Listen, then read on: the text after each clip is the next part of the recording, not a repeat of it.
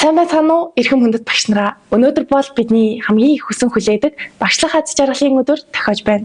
Энэ өдөр бол бидний ирээдүйг гэрэлтүүлдэг та бүхэндээ талархлаа илэрхийлдэг онцгой өдөр юм а.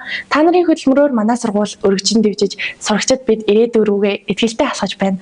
Та бүхэндээ эрүүлийн хамгийн сайн бүхнийг хүсье. Сайхан баярлалаа.